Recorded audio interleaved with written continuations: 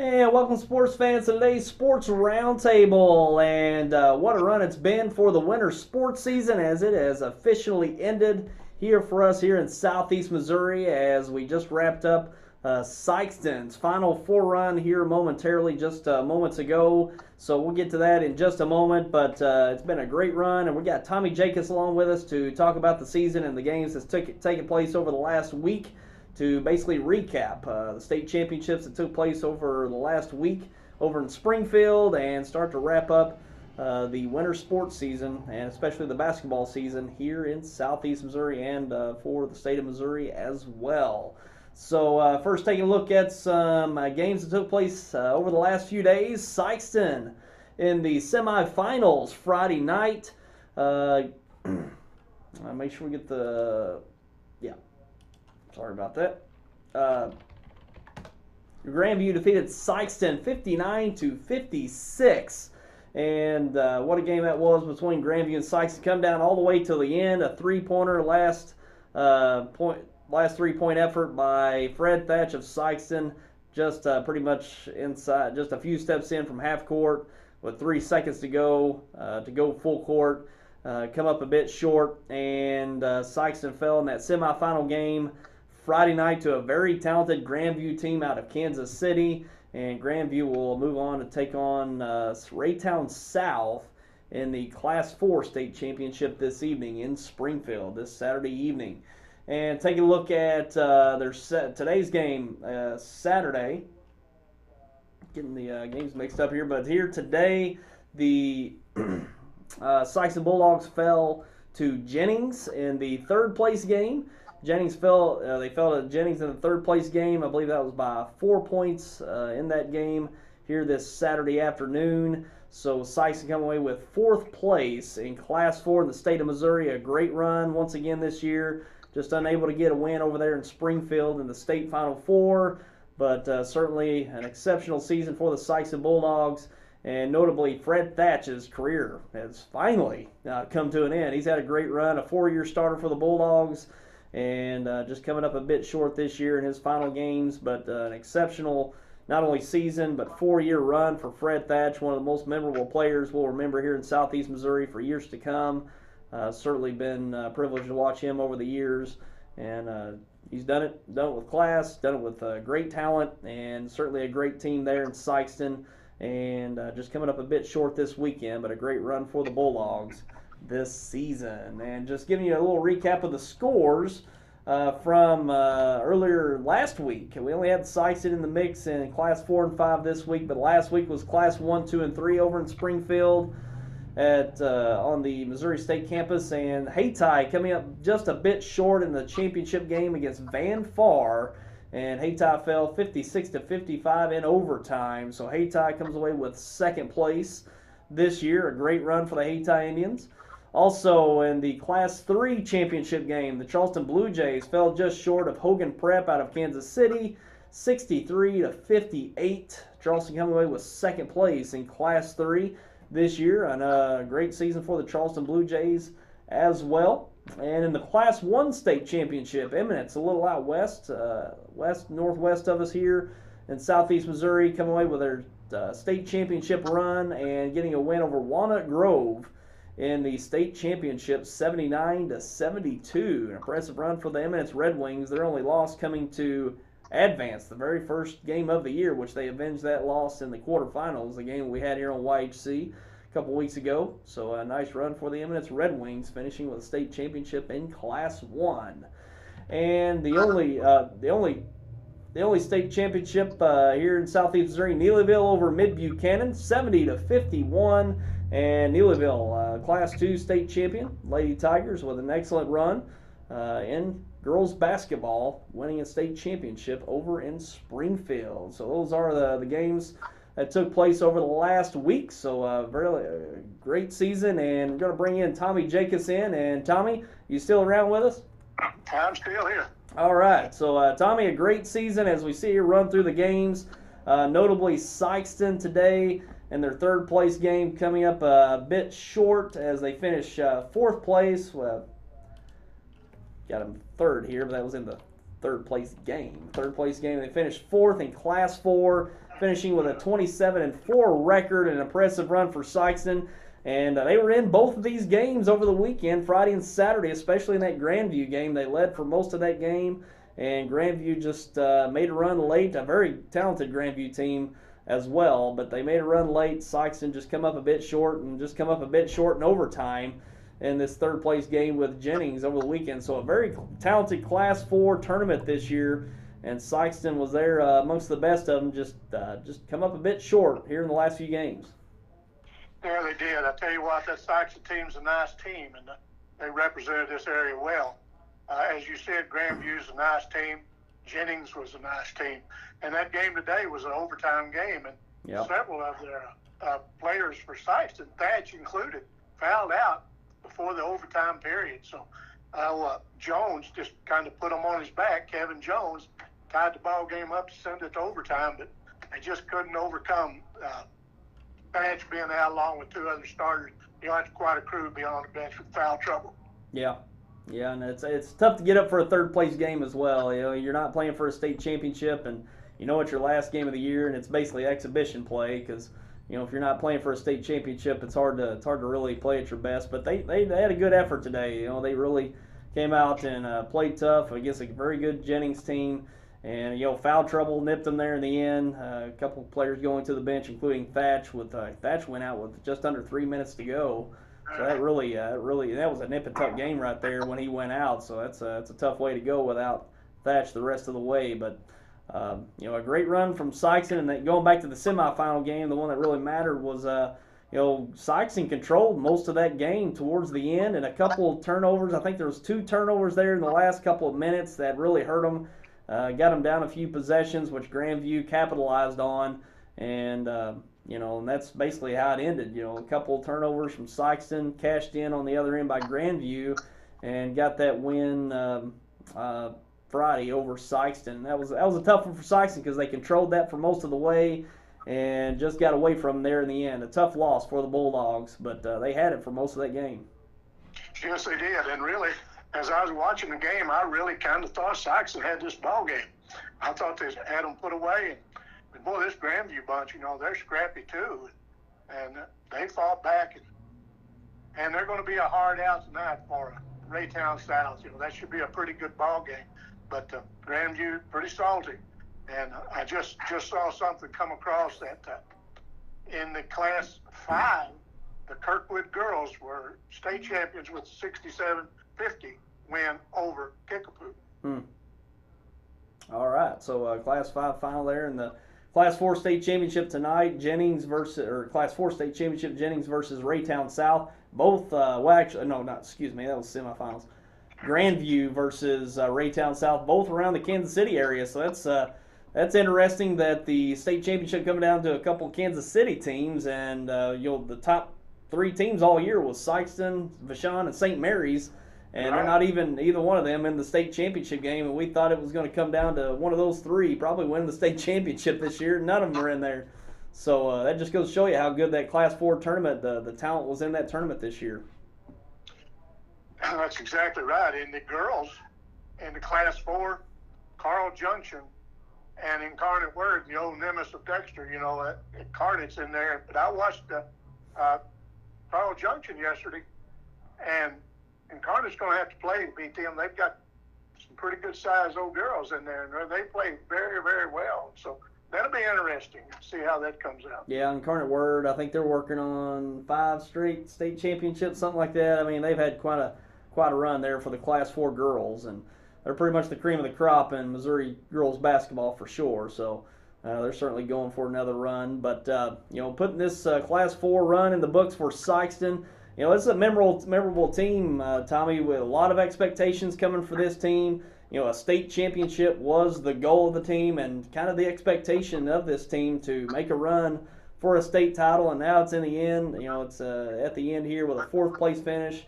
Not bad at all, and certainly, the Bulldogs going to have a tough team coming back. They got 4 of their 5 returning starters going to be coming back, but one notable loss, that's Fred Thatch, the 4-year starter for the Bulldogs, and what a player he's been, a memorable player for sure. He'll go right up there with the likes of Tyler Hansbrough, Marcus Timmons, Derek Tipler, and among others that you certainly won't forget here from the Southeast Missouri area, Fred Thatch of Sikeston. Oh, I agree. He's made quite a name for himself, and I'm sure it just didn't come naturally. I understand that as one hard-working young man, that he hits that gym all the time, and hard work pays off, and he is just a tremendous athlete. And you know, all these other teams that went to the state tournament last weekend and came back, there's also some good athletes on those teams. And Southeast Missouri will be sending them some more here next year. Sure. Yeah, it's a great run for a lot of these teams. Speaking of Neelyville, winning the Class 2 state championship for the girls this year, and winning handily in the state championship game 70-51 over Mid-Buchanan. And you know, they really didn't have much competition over there other than their semifinal game. I can't remember, the Skyline made a run after Neelyville was up about 18 points. They made a run late, made it a little interesting, but Neelyville pretty much cruised to that state championship once they got out of Oran here locally, and they handled Oran all right. So this is one of the most dominant teams I've seen in girls basketball, certainly here in the Boot Hill. Any team that we've seen run for a state championship, Neelyville, one of the most dominant teams we've seen come out of this area in a good while. And Tommy, I don't know if you got to see the game we had with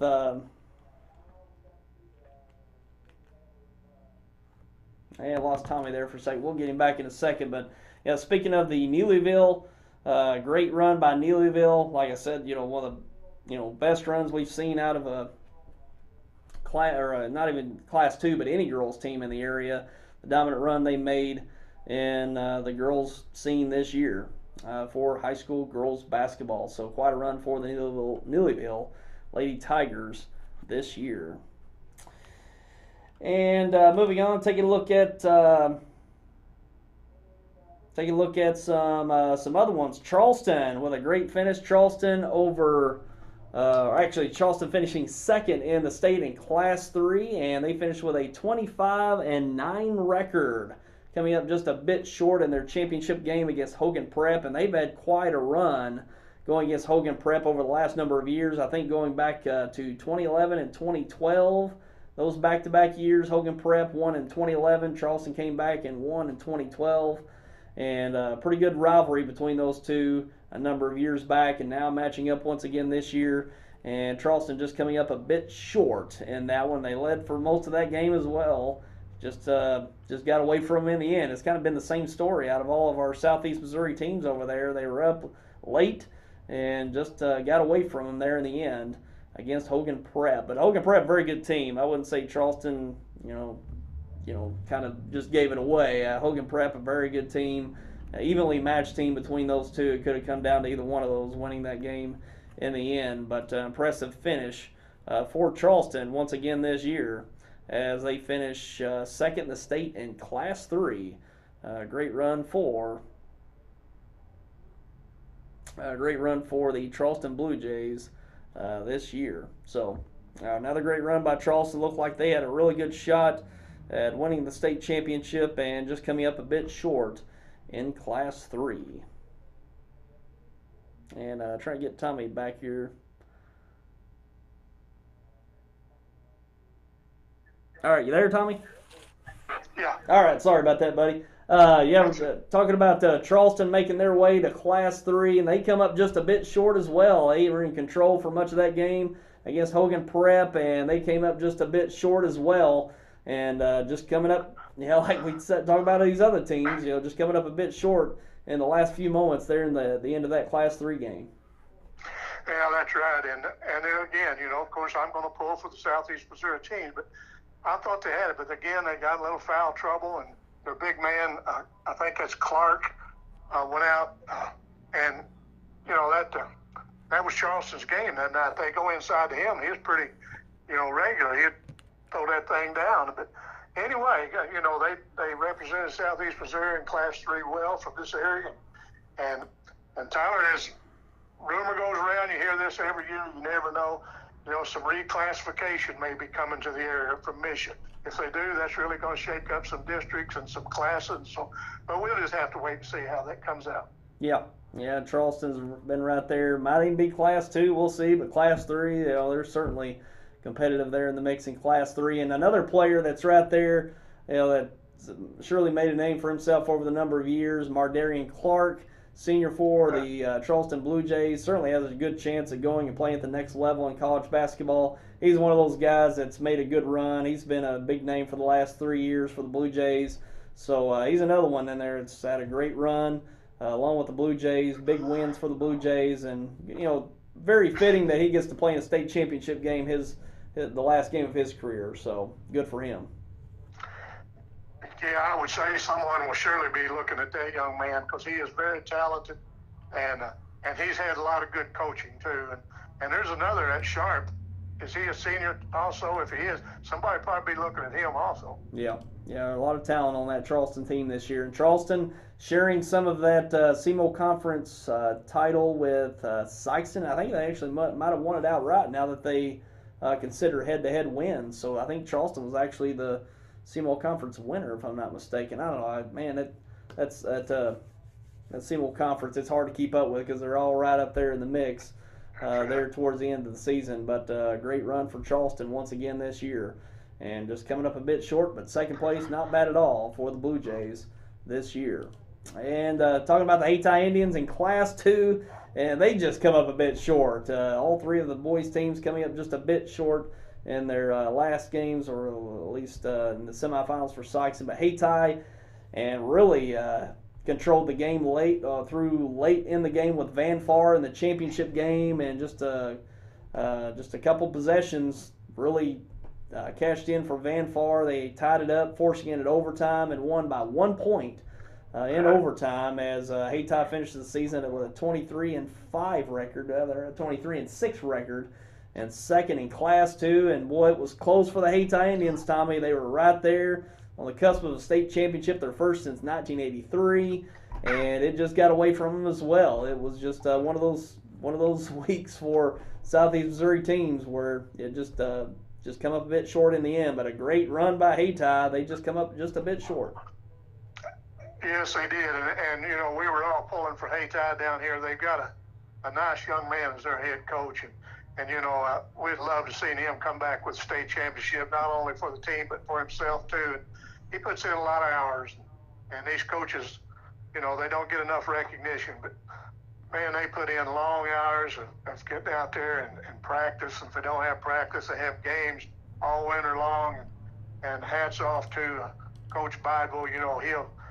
They've got a pretty good junior varsity team that'll be coming up through that Booty Hill Conference, and he's going to have a few players back, so don't be surprised to see Hayti make another run next year. Yeah, Aaron Bidwell did a great job this year, and we saw Hayti not really play at their best the first half of the year, but certainly in this last month of the year, the district tournament into the state tournament, they play at their very best. They really peaked at the right time, and the way they looked through the state tournament and through pretty much 3.5 quarters of that state championship game, it was Haty's tournament. They were the best team in that tournament. It really showed, and it just come down to Van Far playing very well towards the end of that game. They hit some big shots, got some big plays late, and a talented team at Van Far. Give them credit. They really made the plays late, and Hayti just coming up a bit short to a very good Van Far team. But a great run by Hayti. They had probably the toughest run out of any team in that Class 2 state tournament. Bernie in the district finals. What was that? Was that Thayer? Thayer in the. It might have been Thayer. Might have been Thayer in the sectionals. Then Hartville in the quarterfinals. Had a tough run going to the state Final Four, and just come up a bit short. But a great run by Hayti. They were just right there. But great season. Darius Jones, Gravante Moore. There's probably a couple other. Trying to think back. All those guys. Devontae Robinson, he really stepped up big late in the year, and that's why I think really had them playing at their peak. Devontae Robinson having a great last month of the season, and Drod Covington, great year, especially great last month of the year, and even Ivory Winters really stepped up big, giving them some depth as well for the Indians. So very good season for the Indians, just coming up a bit short, but like always, we'll see Hayti back in the mix once again next year and the years to come. They're always right there in the mix. You're exactly right. I think either one or two of those players from Hayti is going to play at the next level, going to go to Wren Lake, I think, and so the Fonda boy from down at Crothersville, you know, and he's an excellent player. I'm glad to see somebody pick them players up because give them an opportunity to further their education. Sure, yeah, great opportunity. So. Just before we go here, we got a couple more things. Just get to the Stoddard County Activity Association All-Conference team released this week, and the All-Conference players: Nate Dillinger of Bernie, Gabe Jackson of Dexter, Michael Hood of Advance, Clay Mullins of Dexter, Armani Vermillion of Advance, Levi Woods of Puxico, Peyton Bell of Bloomfield, Michael Suter of Bernie, Carson Miles of Advance, and Daniel Petty of Richland, the All-Conference SCAA team for this year. And also take a look at the Player of the Year: Armani Vermillion of Advance. The Defensive Player of the Year goes to Dawson Casting of Dexter, and Coach of the Year with the SCAA Tournament Champion Bernie Mules. That's Brad Botch winning Coach of the Year. So those are the postseason honors for the SCAA Conference for 2017-2018. So pretty much putting this year in the books, Tommy.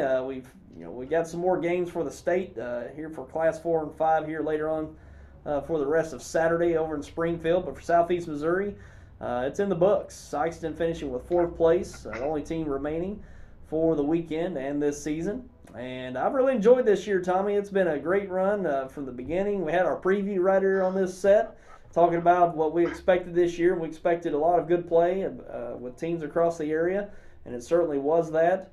And I really enjoyed this year. It's one of my favorite years we've done since we've been doing this. I agree. We watched some good basketball. We saw a lot of fine young men get out there and play their hearts out, and it's just been fun. And Tyler, we appreciate you for all you do for this high school sports, both on the girls and the boys side. Who would have thought that a few years ago that you could watch 3 district tournament finals in one night, and that was a great thing. And so we all appreciate the hard work and the travel you do, and we're glad to help out any way we can. Sure, yeah, it's fun. It's always been fun. And Tommy, you've been there even before I came around. You was there along with Bill Hampton when you got this thing going, doing ball games. And Terry McVeigh, he's unable to join us today, but he's been there pretty much from the beginning. And I guess you, me, and Terry were the 3 voices of the TriCast. So. Yeah, we were. Pulled that off a couple weeks ago, and that was good. That was a first, and hopefully not the last. That was good fun. And we did 70 broadcasts this year, Tommy. I think that's a record. Oh, man, I think that's right. Yeah, 70 basketball broadcasts, and it's been fun the whole way. And I think the viewers out there enjoying it more each year as we do more, and we're able to do more schools each year, it seems like, and we're able to go live. I think Farmington was the only place we couldn't go live from all year long. So we did 69 live broadcasts, or 68, because we did 2 up there at Farmington, and pretty much they're all live now, which is it's great getting all the fans to watch the games live. So it seems like it. We try to add something new every year, and getting the instant replay and things like that. That's certainly been a good addition that people enjoy, and hopefully everyone does enjoy it out there. We try to get all the teams here in the New Wave area on the tube, and have a lot of fun, including the Bloomfield Christmas Tournament, which is always great each year in and year out, and get them the state tournament games. That's a big deal as well. So it's been a lot of fun. We'll be looking forward to another year, and it'll be here before you know it. But the school year is going to be out in just a few more months. These kids will be moving on. So it's been a fun year, and probably the favorite year that we've done so far. It was a lot of fun this year. Oh, it sure was. And like I say, that I always say that's what gets me through winters is high school basketball, and we have fun. We enjoy it. We try to do the best job we can, and but it just grew leaps and bounds from when old Bill Hampton and myself used to drive up and down the road and run out of gas occasionally. I want to throw that in there, coming back from Bloomfield. And Bill ran out at a place you really didn't want to run out. And if anybody wants to know where that is, hit me up sometime, and I'll tell you where it was. You got a few stories to share along there. We've had a lot of fun. And old Terry McVeigh, he and I are about the same age. I think we are. and we both enjoy this. That keeps a couple old men happy. Yeah, that's good fun. So, yeah, years in the books, Tommy. Appreciate your help. You've been a great help over the years, and it's been a privilege to do these games with you over the years, and we'll be looking forward to some more down the road. So, you betcha. Sure will, Tyler. All right, so Tommy, I'm going to end with a couple things here, but appreciate you once again this year, and I'll be talking to you soon. All right, buddy. All right, see you, Tommy.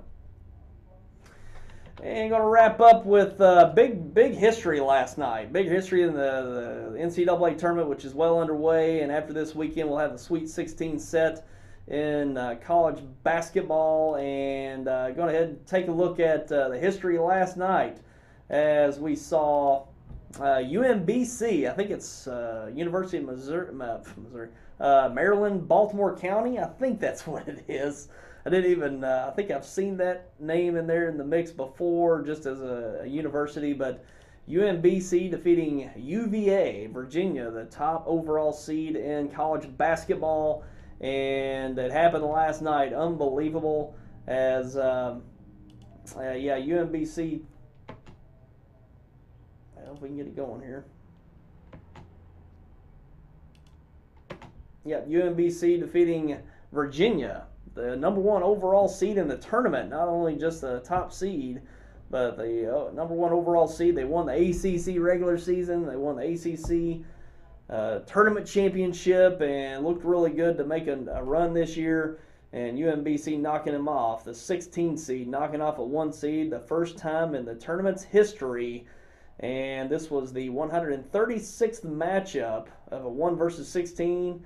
And it finally happened. Now it's now 16 seeds are 1 and 135 against the top seed in the NCAA men's basketball tournament history. So it's finally happened. You know, we always talk about, will one ever be a 16? I actually thought, didn't call this, of course, or any of the 16 teams. I was thinking over on Selection Sunday that, man, I think this is going to happen, and it might happen 10 years from now, within the 10 years, or even 15, 20 years. I think, you know, it's closer to happening than ever before. We're seeing quite a bit of parity, the one and done players moving on, so, you know, we're not seeing quite the depth of talent among the top, say, 5 teams in the country that end up being the number 1 seeds.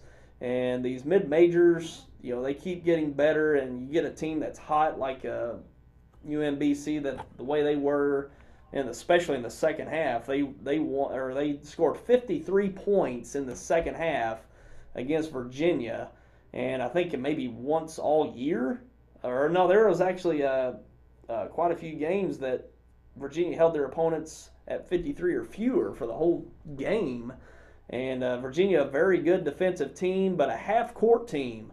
You know, they played very good in the half-court defense, but their offense is in the half-court as well, and didn't really get any easy baskets, transition baskets, to really put up points against UMBC. So they got into the half-court. They couldn't execute, and their offense in the second half, where UMBC just lit it up. 53 points in the second half. Probably shot around 70% or better from the field in the second half, and you know, that's the making of an upset there. If a team goes cold, you hit 3-point shots and hit at a high rate. It kind of reminded me, which I didn't see it, of course, but back in I think it was the '85 championship where Villanova defeated Georgetown. They shot like 80% from the field. Yeah, an unbelievable performance. It kind of reminded me of something like that, where Georgetown, very good team, just Villanova just lit it up, 80%. I think UMBC shot, especially there in the second half, above 70%.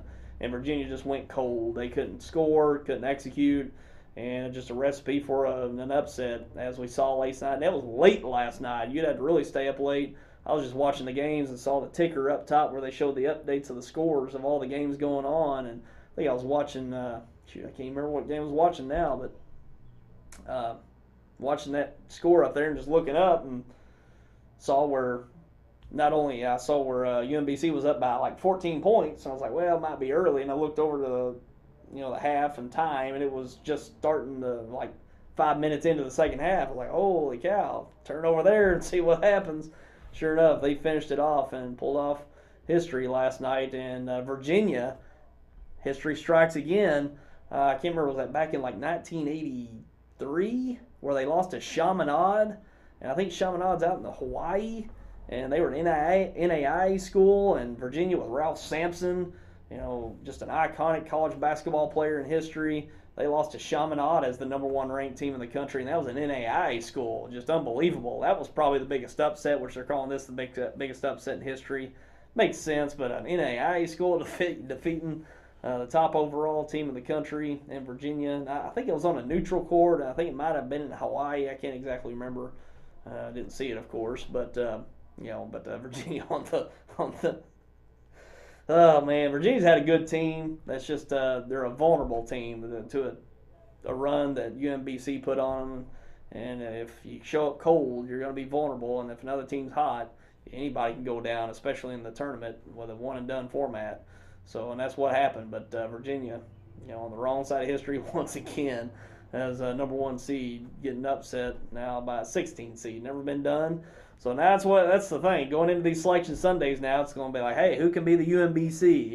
It's you might see some gamblers might take a little risk on a 16 seed every now and then. Now, so we'll see. But it's been done.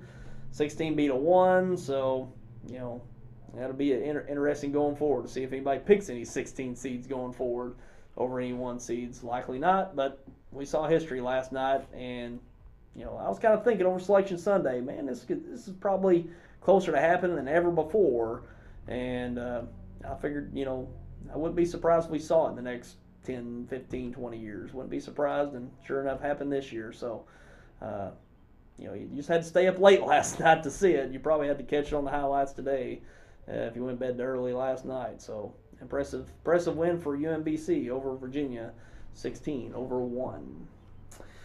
And we're going to wrap it up for today, and we appreciate you for tuning in as always as we wrap up the basketball season officially. Sikeston finishing with 4th place today in Class 4. Great run. Just coming up a bit short for that state title run, but what a run it's been. We got to show their district championship, sectional, and quarterfinal game among the other state tournament games we did. So it's been a great run, finishing out 2017 and 2018, 70 basketball broadcasts, 68 of which were live, and been a great run this year. It's been a fun year. Hopefully you enjoyed it, all the games we brought to you, and we'll be looking forward to another great season next year. But it gets more fun each year, and appreciate everybody that helps out. Tommy Jacobs, Terry McVeigh, Ed Gargis, Kevin Bishop, Josh Auer, cameraman. I think he was the cameraman for almost all of those games this year. He does a great job, and it's a long year. It's tiresome, but it's worth it, and hopefully you all enjoy it as well. So appreciate you all tuning in for the season and for Saturday's roundtable. Going next week, we might even have some interviews, some coaches from the basketball season, but starting to make the transition to spring sports. We'll be talking baseball, softball, probably some track and field. Basically those are the main sports for the spring we'll be touching on. So we'll be having more sports roundtables the rest of the way, but only a few months remain in the school year. It'll be graduation time before you know it. So, but that'll do it for us today, and we appreciate you for tuning in. Take care, everyone.